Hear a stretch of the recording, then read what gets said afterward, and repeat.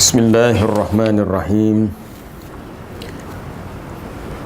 Alhamdulillahi rabbil alamin. Wassalatu wassalamu ala rasulillah wa ala alihi wa sahbihi ajma'in. Subhanaka la ilma lana illa ma 'allamtana innaka antal alimul hakim. Wa tub 'alaina innaka antat tawwabur rahim. Qala rabbi shrah li sadri wa yassir li amri wahlul 'uqdatam min lisani yafqahu qawli. Allahumma anfa'na bima 'allamtana wa 'allimna ma yanfa'una. Allahumma zidna 'ilma. Amma ba'd. Kita berhenti minggu lepas pada ayat yang ke-9, tapi rasanya belum sempat kita habiskan tafsiran ayat tu. Ayat ke-9 berbunyi, A'udzubillahi minasyaitonirrajim. Wa man yu'min billahi wa ya'mal salihan yukaffir anhu sayyi'atih. Dan sesiapa yang beriman dengan Allah dan beramal dengan amalan yang saleh, akan dihapuskan akan kesalahannya. Wa yadkhilhu jannatin tajri min tahtihal anharu khalidina fiha. Dan dimasukkan ia dalam syurga yang mengalir di bawahnya sungai, dia kekal di dalamnya. Dzalikal fawzul azim. Dan itulah dia suatu kejayaan, keuntungan yang sangat besar. Sesiapa yang beriman, man yusaddiqu billahi tasdiqan sahihan, membenarkan, meyakini, percaya sungguh-sungguh dengan hati, dengan jiwanya kepada Allah, dengan sahihan yang sahih, yang benar, yang sungguh-sungguh, dan membenarkan apa yang dibawa oleh Rasul sallallahu alaihi wasallam, perkhabaran tentang adanya al-hasyri wan nashri, manusia dihimpunkan, manusia dikembalikan, adanya balasan al-jannati wan nar, syurga neraka. Kemudian dia menunaikan amalan yang saleh, sama ada bi'ada'il faraid, menunaikan yang fardu, wa ta'at, melakukan segala ketaatan, wajtinabil manhiyat, menjauhi segala larangan-larangan. Apabila cukup syarat-syarat ini, nescaya Allah Ta'ala akan hapuskan, akan padamkan. Yukaffir mana yamhullahu sayyi'ati, Allah Ta'ala padamkan kesalahan hambanya itu dan dosanya. Iman itu menjadi sebab kepada terhapusnya dosa. Amalan yang saleh menjadi sebab kepada terhapusnya dosa. Jadi seseorang yang bercampur dalam dirinya antara dua perkara, pahala pun ada, dosa pun ada, ia dengan rahmat Allah, Allah Ta'ala boleh menghapuskan dosa kalau ia menghendaki bahawa dosa itu dihapuskan dengan sebab innal hasanati yudhibnas sayyi'at. Dalam ayat yang lain, sesungguhnya kebaikan yang dilakukan, amalan soleh dilakukan, menghilangkan akan kesalahan. Sebab itu Nabi sallallahu alaihi wasallam berpesan kepada Muaz bin Jabal dan seorang lagi sahabat yang lain, ittaqillaha haitsuma kunta wa atbi'is sayyi'atal hasanata tamhuha wa khaliqin nasi bi khuluqin hasan. Bertakwalah kepada Allah di mana sahaja kamu berada, ikutilah keburukan yang kamu buat dengan kebaikan. Maknanya selepas buat satu keburukan, pastikan ada yang mengkifaratkan keburukan itu. Sama ada istighfar ke, taubat ke, atau membanyakkan sedekah ke, membanyakkan amalan-amalan saleh yang menjadi penyebab terhapusnya dosa.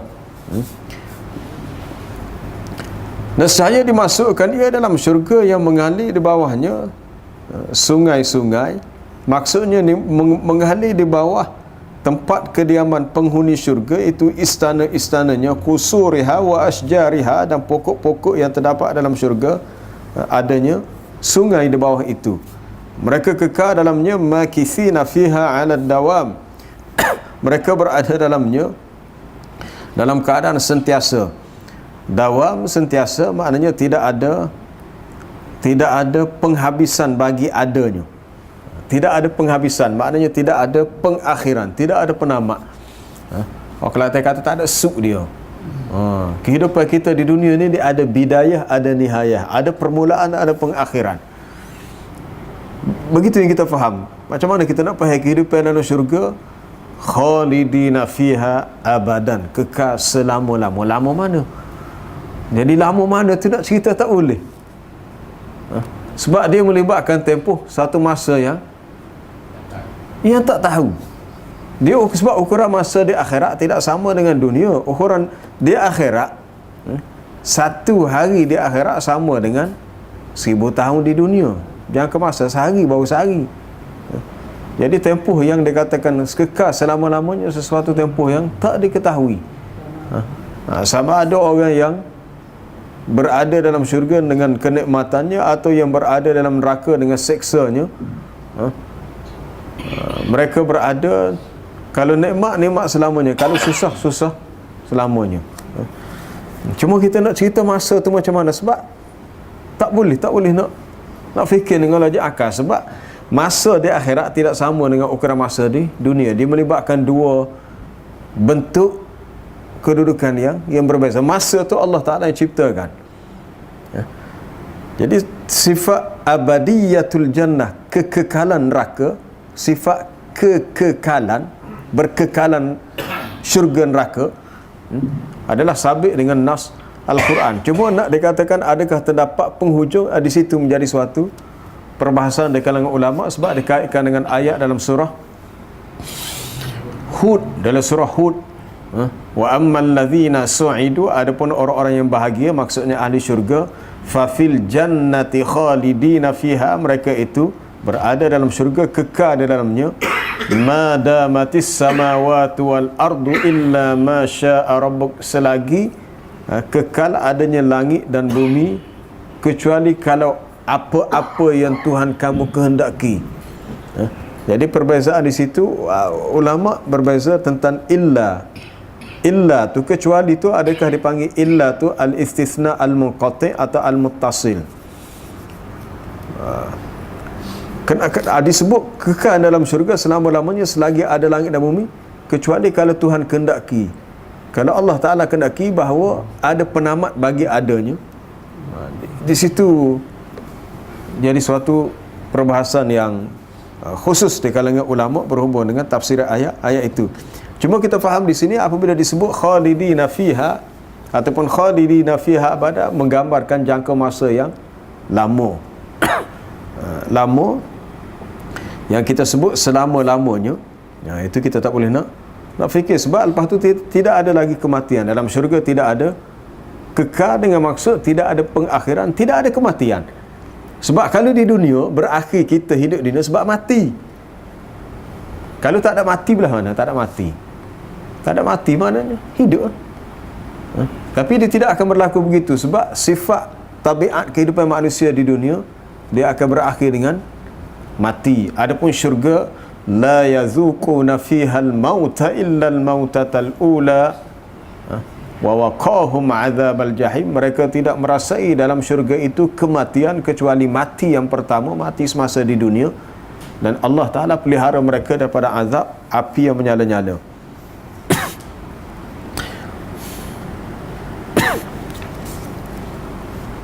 Baik, kita pergi kepada ayat yang seterusnya, ayat yang ke-10 untuk sambungan malam ini tu.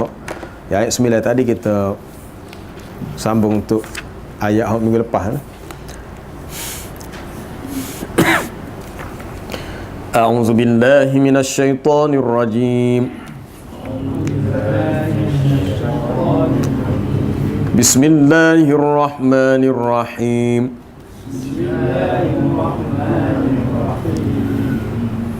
وَالَّذِينَ كَفَرُوا وَكَذَّبُوا بِآيَاتِنَا أُولَئِكَ أَصْحَابُ النَّارِ خَالِدِينَ فِيهَا وَالَّذِينَ كَفَرُوا وَكَذَّبُوا بِآيَاتِنَا أُولَئِكَ أَصْحَابُ النَّارِ خَالِدِينَ فِيهَا wa bi'sal masir.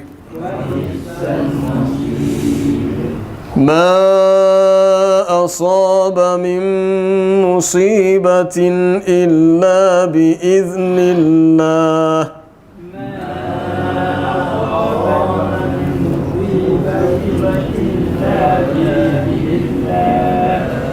Wa man yu'min billahi yahdi qalbah.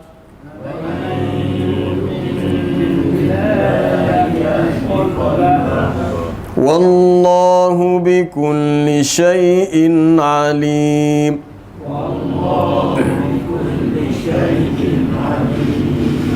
Wa ati'u Allah wa ati'u Rasul.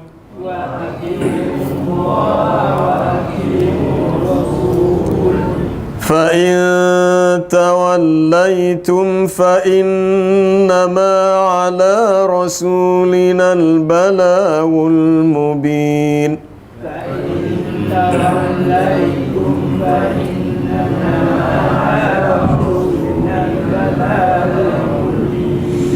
الله لا إله إلا هو.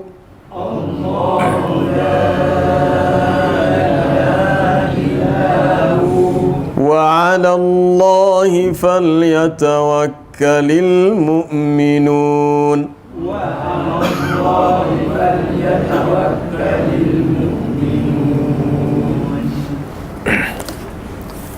والذين كفروا وكذبوا بآياتنا, dan orang-orang yang kufur, orang yang ingkar, orang yang mendustakan ayat-ayat kami, mereka itulah penghuni neraka, mereka kekal di dalamnya, dan itulah seburuk-buruk tempat kembali.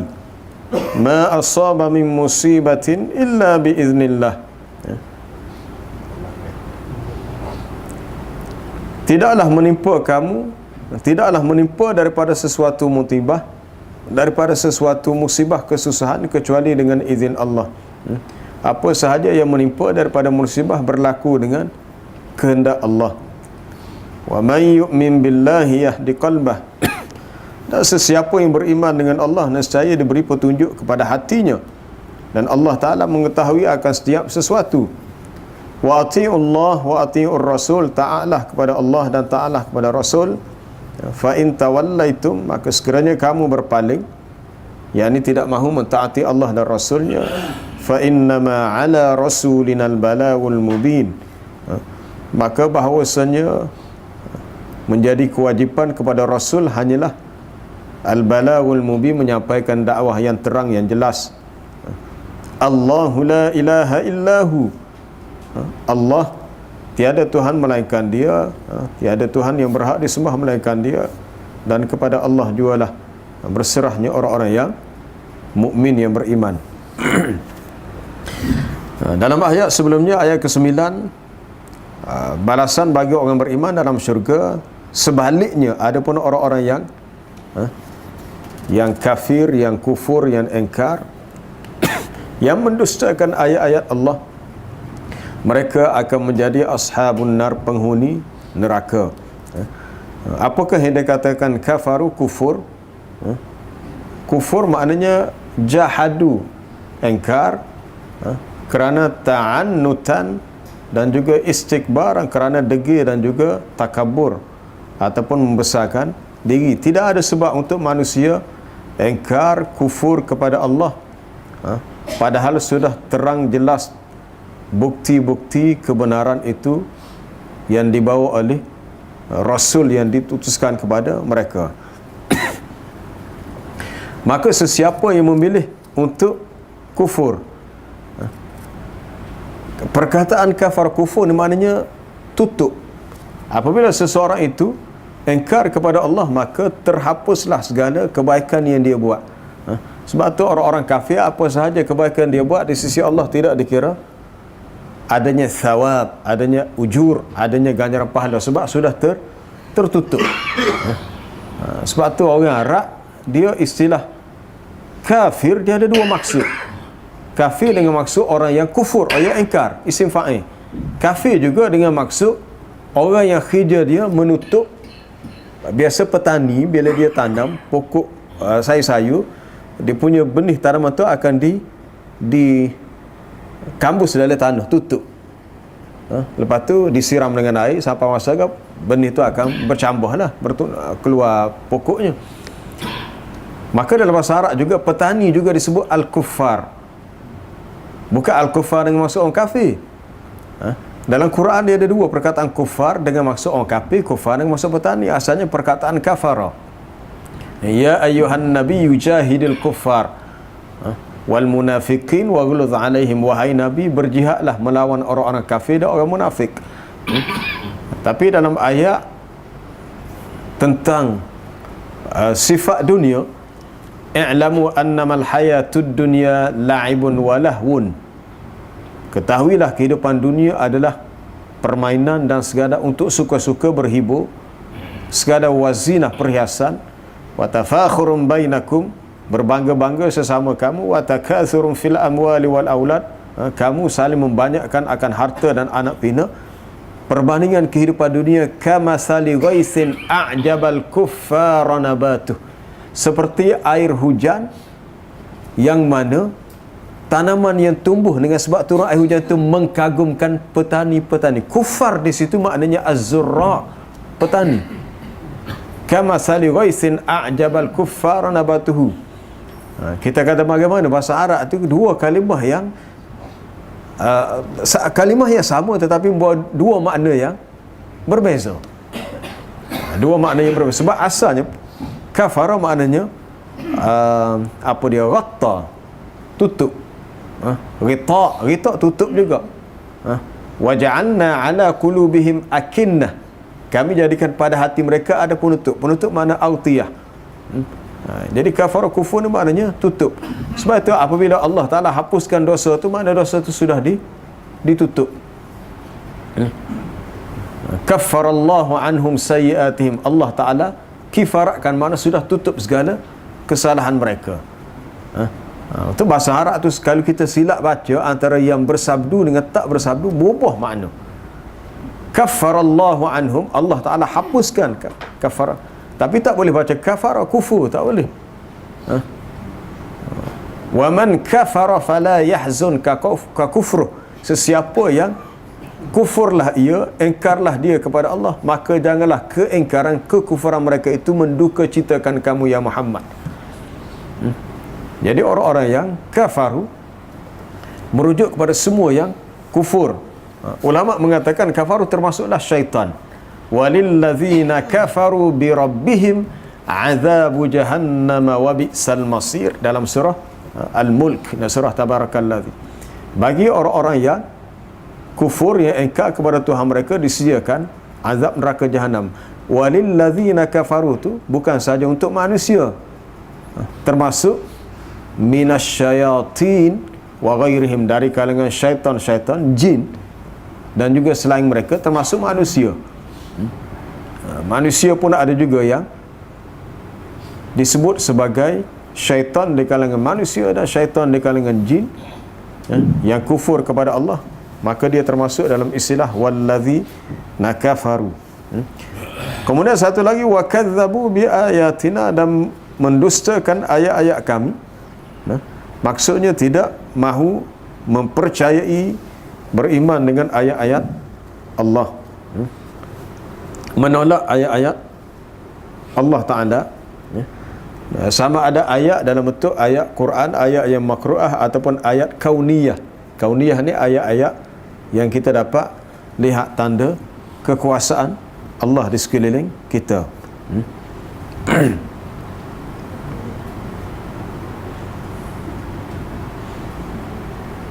Mereka juga kekal dalam neraka sebagaimana ahli syurga kekal dalam syurga, ahli neraka pun khalidina fiha, kekal dalamnya, dan itulah wa bi'sal masir, seburuk-buruk tempat kembali. Dalam ilmu balaghah, perkataan bi'sa ni dipanggil dalam uslub insya'i. Uslub insya'i bagi menggambarkan az-zammu, celaan. Kalau dalam bentuk pujian biasa digunakan ni'ma. Allah Ta'ala memuji dirinya ni'mal maula wa ni'man nasir. Tapi kalau bi'sa maswal zalimin, seburuk-buruk tempat kediaman bagi orang yang zalim. Apa dia lagi?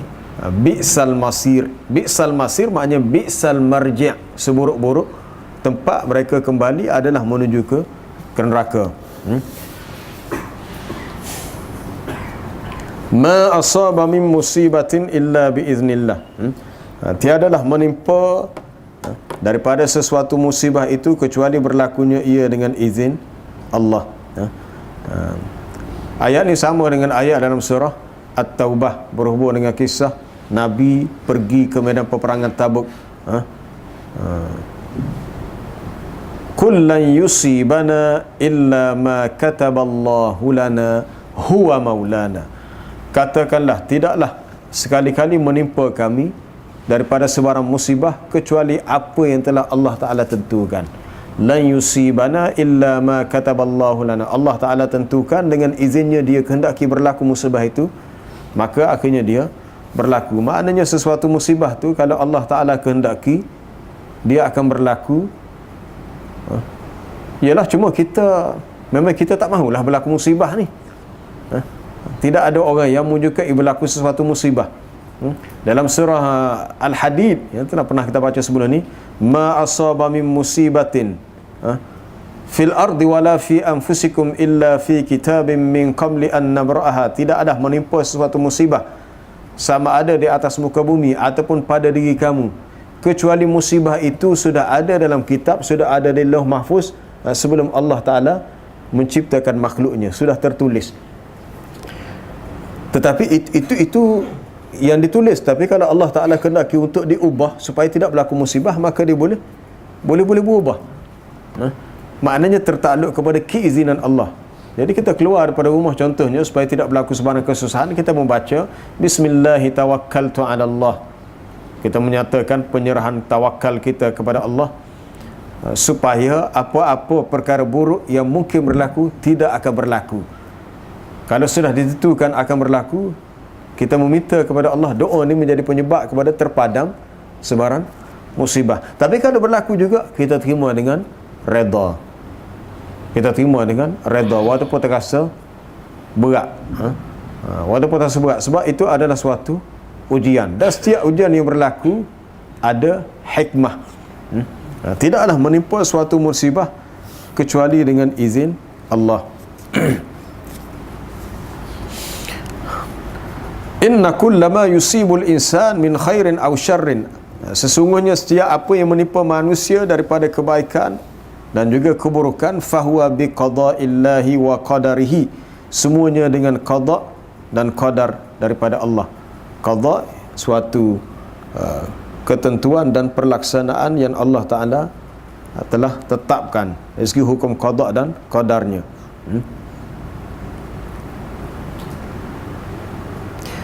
Fama 'alal insani illa as-sa'i wal 'amal. Maka tiadalah kewajipan manusia kecuali berusaha dan beramal untuk lijalbil khairi wa dafa'id dhur an nafsih, untuk dia mendapatkan kebaikan dan dia menolak kemudaratan daripada dirinya. Maka kita kena ada as-sa'yu, usaha kena ada. Usaha untuk mendapatkan apa-apa kebaikan, ya kita kena buat. Usaha tu kena buat. Dan kalau Allah Ta'ala izinkan usaha tu menjadi sebab kepada tertolaknya keburukan ataupun kita mendapat manfaat kebaikan, maka kita akan dapat apa yang kita hendak. Kemudian thumma tawakkala 'ala Allah ba'da idzin, kemudian berserah kepada Allah setelah dilakukan usaha itu. Adapun untuk mentahqiqkan, memastikan tercapainya an-nataij, keputusan ataupun hasil yang kita kehendaki, ianya berlaku bi qada'illahi wa qadarihi, dengan ketentuan Allah dan qadarnya. Sebab tu orang kata hidup kita di dunia ni seumpama roda yang berputar. Bukan roda yang kaku duduk setepak itu, dia berputar. Maka posisi roda itu sekejap hot di bawah dan di atas bawah, hot tepi kiri kanan berubah. Maka begitulah kehidupan kita. Ada masa kita sakit, ada masa kita sihat, ada masa kita senang, ada masa kita susah, ada masa kita gembira, ya ada masa kita bersedih. Tidak ada seorang manusia yang boleh melalui kehidupan dalam keadaan dia sentiasa gembira, dia sentiasa sihat, dia sentiasa kaya. Tak ada. Kita diuji oleh Allah Ta'ala dengan ujian dalam bentuk minal khairi wasyarri, sama ada ujian berbentuk kebaikan dan ujian berbentuk keburukan. Kullu nafsin dha'iqatul maut wa nabluukum bisyarri wal khairi fitnah wa nabluukum bisyarri wal khairi fitnah. Setiap yang bernyawa akan merasai kematian, kami menguji kamu dengan kebaikan, dengan keburukan sebagai suatu fitnah, suatu cobaan, suatu ujian. Kita nak lari daripada ujian adalah mustahil, adalah satu perkara yang mustahil. Satu perkara mustahil untuk kita lari daripada ujian. Kadang-kadang seseorang merasakan bahawa dia tidak akan diuji dengan kesusahan kerana dia yakin hartanya banyak, perniagaannya maju. Tapi Allah Ta'ala menghendaki berlaku sebaliknya. Satu ketika mungkin dia jatuh muflis, hartanya hilang, keretanya dicuri, mungkin rumahnya terbakar. Banyak kemungkinan boleh berlaku. Maka adakah kita nak mengatakan bahawa tiada harapan lagi untuk kita hidup? Maka orang yang tidak ada iman, dia akan bunuh diri. Orang beriman, dia akan berkata, inna lillahi wa inna ilaihi raji'un. Sebab yakin dengan ayat ma asaba min musibatin, tidak ada apa-apa yang menimpa daripada musibah illa biiznillah, kecuali dengan izin Allah. Sebenarnya keizinan Allah ni dia berlaku dalam dua bentuk. Sama ada dalam perkara yang baik, ya Allah Ta'ala izinkan juga. Hatta dalam perkara yang buruk pun, walaupun Allah Ta'ala tidak meredainya, ia berlaku dengan izinnya. Kalau Allah Ta'ala mengizinkan perkara buruk itu berlaku, ia berlaku juga. Kalau seseorang pencuri nak mencuri, lalu Allah Ta'ala mengizinkan, walaupun dia tidak redha perbuatan pencuri, maka akhirnya pencuri itu berjaya mencuri apa yang dia nak curi. Siapa di antara kita yang boleh mengelak daripada musibah? Para sahabat Nabi pun tak tahu bahawa dia akan mati, sama ada mati syahid di medan peperangan ataupun mati biasa. Umar Al-Khattab dibunuh, Uthman bin Affan dibunuh oleh pemberontak, Ali bin Abi Talib dibunuh. Adakah musibah mati dibunuh suatu ihanah, penghinaan? Tidak. Di sisi Allah mereka itu syuhada, orang yang mati syahid. Jadi musibah ni adalah perkara yang kita tidak boleh elak daripadanya kalau Allah Ta'ala menghendaki. Tetapi dalam doa, tu penting dalam doa, Allahumma inni as'aluka minal khairi kullih ajilihi wa ajilihi. Itu doa tu sabit dalam hadis. Ya Allah, aku memohon kepadamu akan kebaikan itu, semua jenis kebaikan, sama ada yang segera ataupun yang tertunda. Wa a'udzubika minasyarri kullih, aku berlindung denganmu daripada segala keburukan, kejahatan, ajilihi wa ajilihi, yang segera ataupun yang tertunda. Ma'alimtu minhu wa ma lam a'lam, sama ada yang aku ketahui daripadanya ataupun yang tidak aku ketahui. Musibah ni banyak berlaku dengan pelbagai yang cara yang kita tidak sangka-sangka. Boleh jadi berlaku kepada ahli keluarga kita, boleh jadi berlaku kepada orang kampung kita.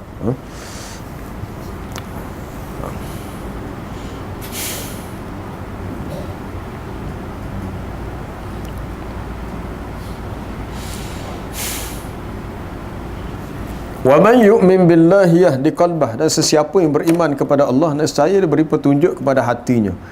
Di sini pentingnya iman.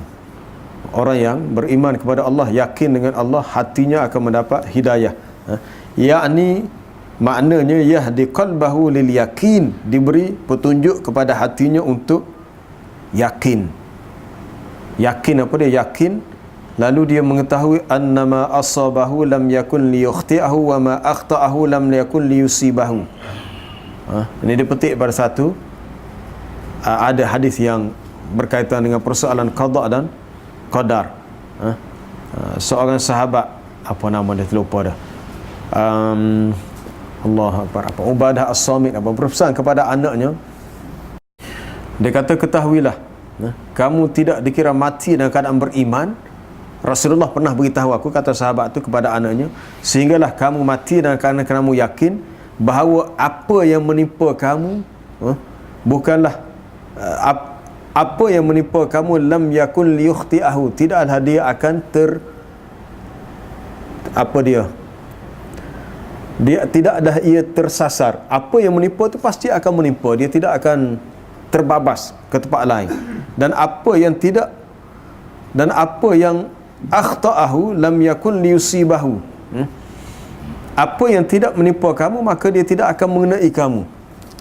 Sebenarnya kalau Allah Ta'ala kehendaki menimpa, maka berlakulah. Tetapi apa yang menimpa tu dia akan kena betul-betul, dia tidak akan melencong ataupun tersasar ke arah lain. Persoalan menimpa kerana salah kita, yukhti ia boleh dengan maksud khata'a, yakhta' ni salah, yukhti buat salah. Menimpa bukanlah kerana salah, kerana Allah Ta'ala menghendaki. Boleh jadi kerana salah dan boleh kerana menghendaki, kerana takdirnya. Sebab tu kita tidak boleh hukum kata orang ni ditimpa susah ni sebab dia banyak dosa. Belum tentu. Suatu musibah yang menimpa, ya kita mengatakan mungkin dia ada dosa banyak, ataupun mungkin dia dosanya tidak banyak, tetapi Allah Ta'ala nak menambahkan pahala sabar kepadanya, lalu diuji ia dengan musibah. Maka dia kena yakin. Kalau kita kembali kepada persoalan qada dan qadar, kalau dalam cerita Nabi Ya'qub alaihi salam, Nabi Ya'qub panjang ceritanya. Setelah tiba musim kemarau, lalu anak-anaknya pergi ke Mesir, dan mereka tidak sedar bahawa menteri yang bertugas bahagian keuangan di Mesir adalah saudara mereka sendiri, Yusuf alaihi salam. Pergi, panjanglah cerita. Kemudian apabila nak balik ke semula tu, Yusuf berpesan, kamu tidak boleh kembali semula pada tahun berikutnya kecuali kamu membawa bi akhillakum, bawa adik kamu, maksudnya Bunyamin lah. Kalau tak bawa, fa in lam ta'tuni bihi fala kaila lakum indi wala taqrabu. Kalau tak bawa, kamu tidak ada peluang untuk dapat bantuan seterusnya tahun berikutnya. Dan kamu jangan hampiri aku, jangan masuk ke negeri ini. Jadi bila adik-beradik dia ni balik, anak-anak Nabi Ya'qub pulang semula ke negeri mereka, ke Palestin, kata silap Palestin atau Palestin dan Mesir. Lalu dia mengetahui ayahnya. Dia kata, wahai ayahku, muni'a minnal kailu fa arsil ma'ana akhana. Kami tak dibenarkan lagi mengambil barangan di Mesir, maka hantarkanlah saudara kami Bunyamin itu. Lalu ayah dia kata, hal amanukum alaihi, adakah aku percaya kepada kamu, adakah aku nak beri amanah kepada kamu sebagaimana pernah aku beri amanah kamu jaga Yusuf dulu. Kamu kata dia dah mati dimakan oleh serigala. Lalu Nabi Ya'qub yakin dengan qada dan qadar Allah. Dia kata, fallahu khairun hafidha wa huwa arhamur rahimin. Allah Ta'ala dialah sebaik-baik penjaga. Dialah sebaik-baik penjaga. Akhirnya buat perjanjian. Anak-anak dia buat perjanjian dengan ayah dia. Dia kata nak pergi boleh, tapi hatta tu'tuni mawthiqam minallah, sehingga kamu mengambil perjanjian dengan nama Allah bahawa la ta'tunnani bihi, kamu akan bawa balik Bunyamin ini kepada aku. Itu janji. Tapi bila pergi, apa yang berlaku? Bunyamin pula ditahan oleh Yusuf. Baik, sebelum sampai ke Mesir, Nabi Ya'qub berpesan kepada anak dia. Dia kata macam ini, kita nak kaitkan dengan ayat berhubung dengan qada dan qadar. Keyakinan seorang Nabi kepada qada dan qadar, bahawa setiap itu berlaku dengan izin Allah. Dia berpesan kepada anaknya, wahai anakku, la tadkhulu min abwabin la tadkhulu min babin wahidin wa adkhulu min abwabin mutafarriqah. Janganlah kamu masuk melalui satu pintu, masuk melalui pintu yang banyak. Maksudnya dalam ramai-ramai anak dia tu kena bagi 2-3 orang masuk ke sepanjang Mesir melalui pintu ni. Ni masuk pintu ni, jangan masuk pintu yang sama. Sebab anak-anak Nabi Ya'qub semuanya comel-comel belaka. Bukan Yusuf saja, Yusuf tu paling comel lah. Semuanya lawa-lawa belaka. Jadi dia bimbang orang-orang yang melihat ni akan iri hati, dengki, lalu mereka disihirkan. Jadi atas kemungkinan supaya tidak semua terkena sihir atau buatan manusia yang deki di pesir anak dia, kamu masuk min abwabim mutafarriqah. Akhirnya falamma dakhalu min haitsu amarahum abuhum ma kana yughni anhum min Allah min syai'in illa hajatan fi nafsi Ya'qub qadaha. Ayat berikutnya, walamma dakhalu alaihi wa innahu lazu ilmin lima 'allamna. Sesungguhnya Yaqub benar-benar mempunyai ilmu yang telah kami ajar daripada sisi kami. Maksud ilmu di sini Nabi Yaqub tahu usaha hak dia buat supaya anak dia ni tidak terkena sihir tidak agama manusia ni hanyalah sekadar usaha, tapi kalau Allah Taala kendaki kena juga. Usaha tu perlu dibuat supaya tidak ditimpa musibah. Tapi kalau nak kena juga. Tapi kalau nak kena juga. Dia berpesan supaya tidak berlaku begitu. Tapi kalau nak berlaku, tapi sebenarnya tak berlakulah. Hak anak dia dianiaya ataupun diganggu oleh orang lain. Tapi kebimbangan dia bahawa seorang lagi anak dia Bunyamin ditahan, akhirnya menjadi kenyataan. Itulah ujian dalam kehidupan seorang Nabi. Tetapi ada hikmah di akhirnya. Itu berlakunya pertemuan yang besar semua sekali. Walaupun liku-liku cerita tu sangat perik, tetapi dia berakhir dengan penghabisannya sangat membahagiakan. Mana kita nak kaitkan dengan ayat, apa sahaja musibah yang berlaku dengan izin Allah, sesiapa yang beriman, dikaitkan iman dengan qada dan qadar, nescaya dia mendapat hidayah. Sebab tu orang yang yakin dengan akhirat, dia terasa ringan musibah ni. Musibah ni terasa ringan kalau kita yakin dengan akhirat. Allahumma qsim lana min khasyatika ma tahulu bihi bainana wa baina ma'siyatik, wa min ta'atika ma tuballighuna bihi jannatak, wa minal yaqin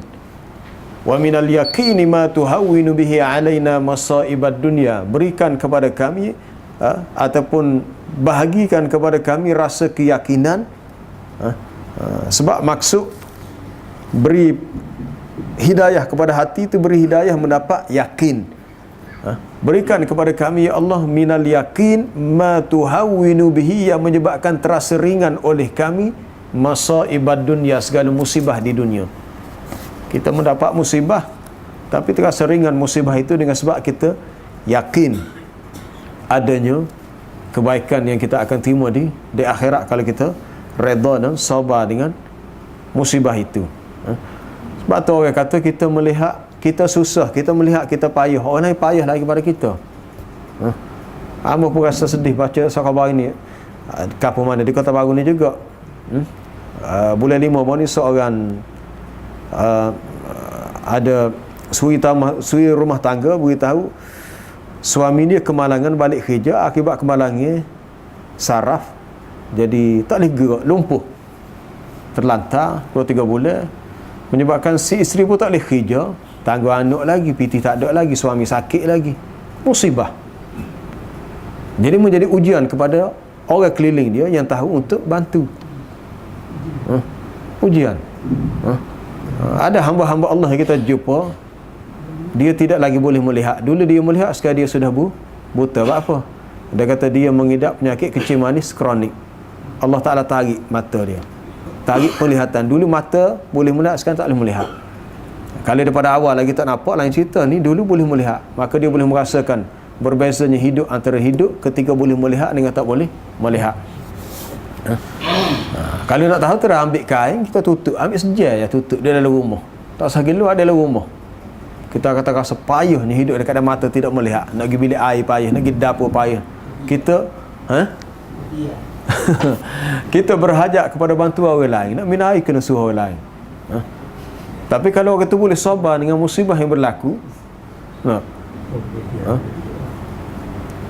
apabila idzabtalaitu abdi bihabibataihi, apabila aku menguji hamba-ku dengan dua benda yang dia cintai.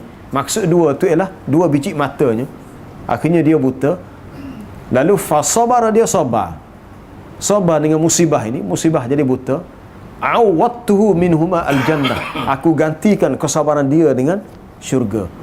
Kesabaran dengan sebab mata dia buta, maka Allah Ta'ala kata aku gantikan. Itu ada dalam hadis kursi. Tapi kena sabar. Kena sabar. Ada satu cerita berlaku zaman Nabi, riwayat Uthman bin Hunayf.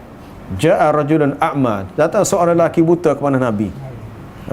Mari jumpa Nabi, dia kata, ya Rasulullah, tolonglah doakan supaya aku dapat celak kembali gini-gini, minta.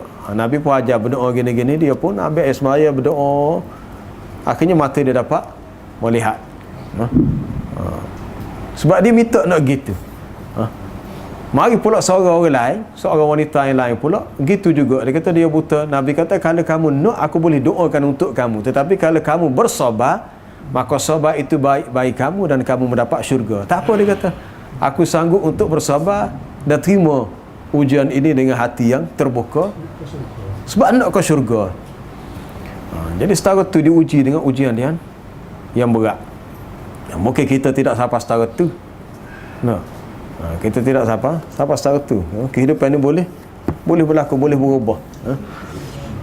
Ada seorang jiran tempat rumah saya lama hamba tu, jiran tu, kebetulan anak dia pun ngaji di Mahak hari tu. Ayah dia kerja dengan TMB, Tenaga Nasional. Sekali tu satu hari tu bukan tugas dia orang lain, tapi dia kena ganti orang lain bahagian pencawang elektrik.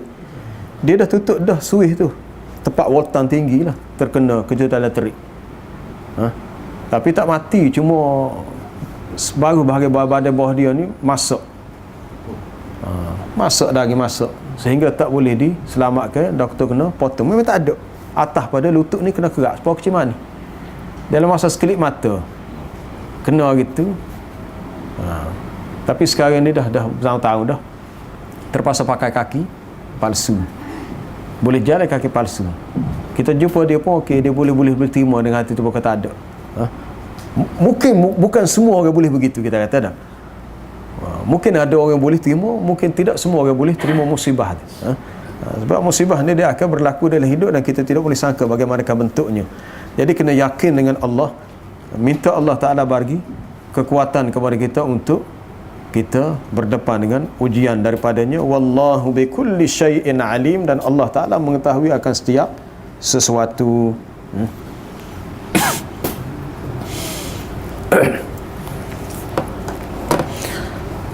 Baik, kita tutup dengan satu hadis berhubung dengan tafsir ayat ni. Dalam hadis yang sahih, riwayat Bukhari dan Muslim,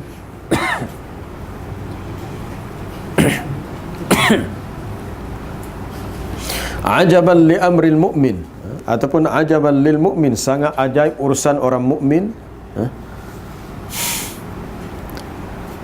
La yaqdillahu qada'an illa kana khairan lahu, wa in asabanhu darra sabara fa kana khairan lahu, wa in asabanhu sarra syakara fa kana khairan lahu. Tidaklah Allah Ta'ala menentukan seseorang dengan suatu ketentuan kecuali ketentuan itu adalah baik untuknya. Sekiranya dia ditimpa oleh kesusahan, maka dia sabar, kesabaran itu menjadi baik baginya. Sekiranya dia ditimpa dengan kesenangan, lalu dia bersyukur, maka kesyukuran itu menjadi baik baginya. Walaysa dzalika li ahadin illa lil mu'min, dan perkara ini tidak berlaku melainkan kepada orang yang beriman. Dapat kesenangan, syukur; dapat kesusahan, dia sabar. Dapat kesusahan, dia sabar, dia redha. Wallahu a'lam. Ada soalan?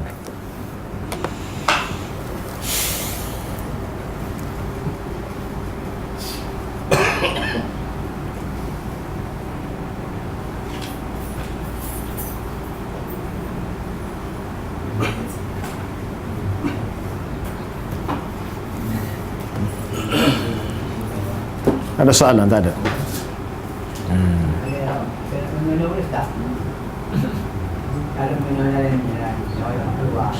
Boleh.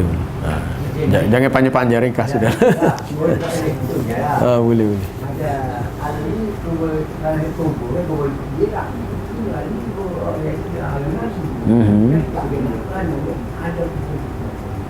Dekat-dekat ni. Yalah. Dekat-dekat tapi bukan bercampur lah. Tidak bercampur, tempat suku-suku, cuma dekat. Tak ada masalah, tak ada. Tak ada masalah. Kalau boleh elak untuk tidak berlaku begitu, itu lebih baik lah. Lebih baik.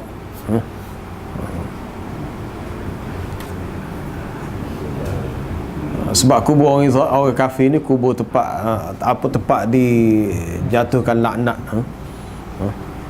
Adapun kubur orang beriman tempat diturunkan rahmat. Tapi tak ada masalah itu walaupun dekat-dekat tu.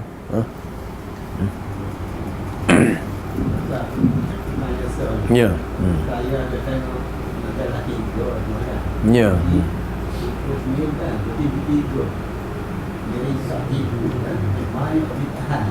Gapo dia? Tikus. Oh, tikus.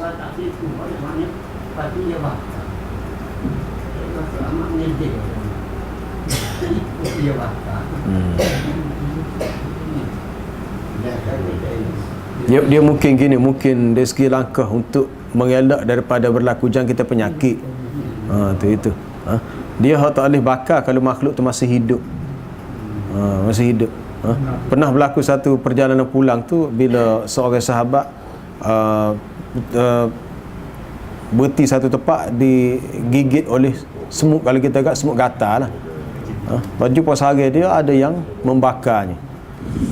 Lalu Nabi kata tidak bolehlah membakar makhluk itu dengan api kecuali Tuhan punya api. Maksudnya manusia tidak boleh seksa makhluk lain dengan menggunakan api, sebab itu adalah hak Allah. Untuk Allah Ta'ala seksa orang kafir sesat dan neraka dengan api juga.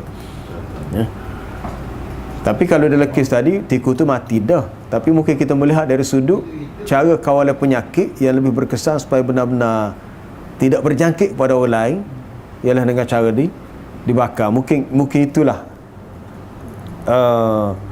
andaian yang tepat lah kita rasa. Sebab kalau kambuh gitu mungkin kemungkinan virus tu masih ada daripada tikus.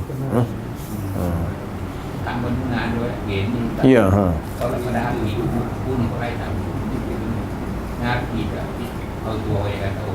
Tak dia bakar tu tikus tu mati dah. Hak hidup kan mati. Hak hidup. Pihak mati dah.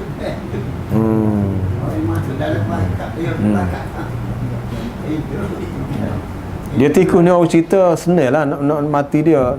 Kita kurun sangka dia, bila kurun letak tengah panas matahari sebentar dia mati.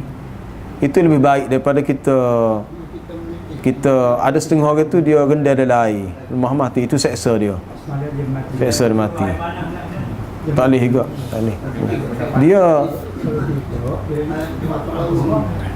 gunakan cara yang paling tidak menyeksa dia. Innallaha katabal ihsana ala kulli syai.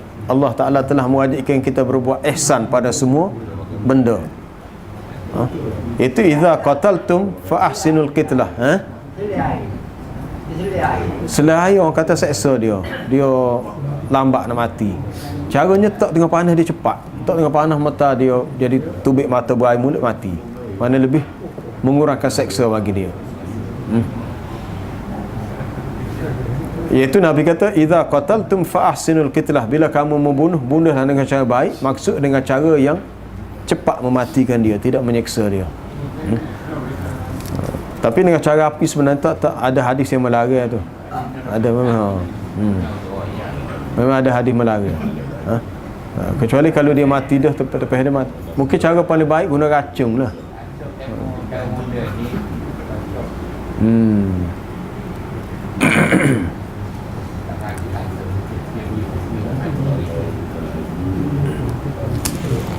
Tikus ni salah satu binatang yang diharuskan kita bunuh sekalipun bagi orang yang dalam ihram. Maka ihram untuk haji. Sebenarnya tak boleh berburu, tak boleh bunuh. Tapi salah satu binatang yang boleh dibunuh. Sebab dia punya penyakit dia tu, kesan buruk dia tu lebih besar dari segi bahayanya berbanding dengan kita ihram tu boleh.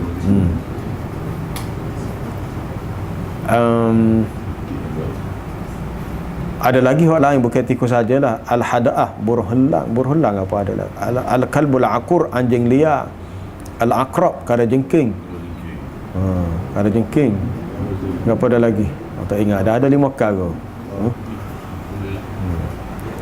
Ular tak disebut. Ular adalah hadis lain. Tapi ada hadis memerintah supaya bunuh ular.